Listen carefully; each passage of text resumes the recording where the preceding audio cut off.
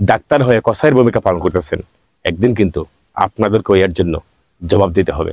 সেই আখিরাতকে ভয় করুন, সেই দুনিয়া থেকে আপনারা কসাইখানা পরিবর্তে মানুষকে মানবিক সেবা দেওয়ার চেষ্টা করুন। ছোটবেলা যখন ডাক্তারের কাছে যেতাম, বাবার হাত ধরে যখন ডাক্তারের কাছে যেতাম, ঠিক তখন ডাক্তারের সেবাটা কেমন ছিল আর বর্তমান সেবাটা কেমন আছে।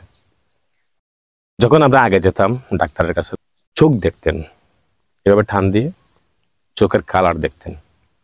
ডাক্তার সাহেব বলতেন খুব বিনয়ের সাথে, দেখি বাবু জিহ্বাটা বের করো। তো জিহ্বাটা বের করে দেখাতে হতো। তারপরে পায়খানা নিয়মিত হয় কিনা, পায়খানার ধরন কেমন, কালার কেমন, বিস্তারিত A to Z জিজ্ঞাসা করা হতো। তার পাশাপাশি জিজ্ঞাসা করা হতো কি খাচ্ছি, গ্যাস হয় কিনা, পেটে চাপ দিতেন। তারপর এই যে কানে লাগানো একটা যন্ত্র, এটা দিয়ে বিভিন্ন জায়গায় টাচ করে তারপরে তিনি একটা প্রেসক্রিপশন করে দিতেন, যে প্রেসক্রিপশনের ওষুধ খেয়ে, খুব কম ওষুধ দিয়ে দিতেন। এই প্রেসক্রিপশনের ওষুধ খেয়ে আমাদের রোগ ভালো হয়ে যেত। সেটা ছিল ওই সময়ের ডাক্তারের প্রেসক্রাইব সিস্টেম। আর বর্তমানে আমরা যাচ্ছি ডাক্তারের কাছে আমাদের সমস্যা নিয়ে, প্রথমে যেটা দেওয়া হয় এক গাদা টেস্ট দেওয়া হয়, যে টেস্ট করতে গিয়ে আসলে নিম্ন মধ্যবিত্তরা, গরিবরা, অসহায়রা, দুস্থরা তাদের রোগ নিয়ে পড়ে থাকতে হয়। ডাক্তারের কাছে গেলেই টেস্ট, এই টেস্ট সেই টেস্ট, বিভিন্ন কমিশন ভিত্তিক টেস্টের বাজার বয়ে গেছে। এখন ডাক্তার সাহেব আর আগের মতো রোগীর চোখ দেখেন না। এখন ডাক্তার সাহেব আগের মতো রোগীর জিহ্বা দেখেন না। এখন আর ডাক্তার সাহেব আগের মতো পায়খানার খালার জিজ্ঞাসা করেন না। তারা টেস্টের মাধ্যমে ফাইন্ড আউট করতে চান কার কি রোগ হয়েছে। এবার আমার প্রশ্ন হচ্ছে, যারা সহায় সম্বলহীন তাদের বেলা কি হবে? যারা হয়তো পয়সা আছে, টেস্ট করতে পারতেছে, টেস্টের স্বাদ নিচ্ছে, বিনা প্রয়োজনে অসংখ্য টেস্ট তারা করতে পারতেছে। যারা টেস্টটুকু করতে পারতেছে না, তাদের অবস্থাটা কি হচ্ছে? দিন দিন তারা বিভিন্ন রোগের অসুখে কাতরাচ্ছে। বিনা প্রয়োজনে অনেক সময় ওষুধ খেতে হয়, প্রয়োজনেও ওষুধ খেতে হয়। বিনা প্রয়োজনে প্রেসক্রাইবের বাড়তি ওষুধ খেতে হয়। পরক্ষণে যখন তার রোগ নিয়ে সে আরো উন্নত কোনো জায়গায় চিকিৎসার জন্য যায়, তখন ওই সমস্ত ডাক্তার বলে দেয় যে আপনি যে সমস্ত টেস্ট করেছেন এটা অবান্তর টেস্ট করেছেন, এই টেস্টগুলো আপনার লাগে না, নতুন করে আবার টেস্ট করতে হবে। তখন আপনি যখন রেপার্ট করে কোনো জায়গায় গেলেন, তখন আপনাকে নতুন করে টেস্ট করতে হয়।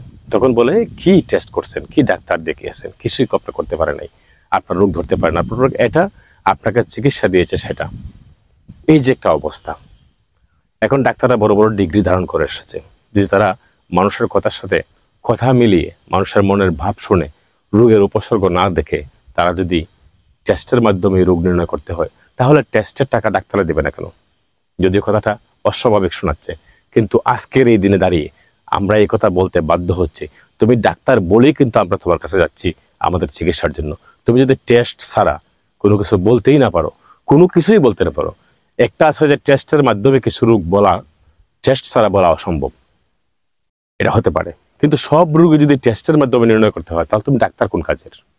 তাহলে তুমি ডাক্তার হয়েছো, লেখাপড়া করেছো, উচ্চশিক্ষা শিক্ষিত হয়ে ডাক্তারের ডিগ্রি লাগিয়েছো, তাহলে তুমি যদি রোগীর কথা শুনে তোমার রোগ নির্ণয় করতে না পারো, সব রোগী যদি তোমার টেস্ট করা লাগে, তাহলে স্বাভাবিক কিছু রোগ তুমি ডাক্তারের পকেট থেকে টাকা দাও রোগীর রোগ ধরার জন্য, তাহলে বুঝতাম ঠিক আছে। কিন্তু রোগীকে রিপোর্টের টাকা দিতে দিতে তার অবস্থা শেষ, রোগ সারবে কি? আজকের এই অবস্থায় মানুষ হাঁপিয়ে উঠেছে। টেস্ট করতে করতে এমন একটা অবস্থা হয়ে গেছে, এখন অনেক মানুষ রোগে শোকে ভুগেও তারা ডাক্তারের কাছে যেতে নারাজ। অসুস্থ হয়ে রোগে কাতরি একসময় সে মারা যাচ্ছে। এটাই কি আমাদের মানবতা? এটাই কি ডাক্তারের সেবা? ডাক্তারের সেবাটা তো আমরা এরকম চাচ্ছিলাম না। আমরা চাচ্ছিলাম ডাক্তার হবে মানবিক, ডাক্তার একটা সলিড সেবা দিবে আমাদেরকে, যে সেবার মাধ্যমে আমরা আমাদের স্বাস্থ্য সেবা নিশ্চিত করতে পারবো। তাই বলবো, আজকে যারা ডাক্তার হয়ে কসাইয়ের ভূমিকা পালন করতেছেন, একদিন কিন্তু আপনাদেরকে এর জন্য জবাব দিতে হবে। সেই দিনকে ভয় করুন, যেদিন একটা চুল পরিমাণ নাড়াচাড়া করতে পারবেন না জবাব না দিয়ে। সেই আখিরাতকে ভয় করুন, সেই দুনিয়া থেকে আপনারা কসাইখানা পরিবর্তে মানুষকে মানবিক সেবা দেওয়ার চেষ্টা করুন।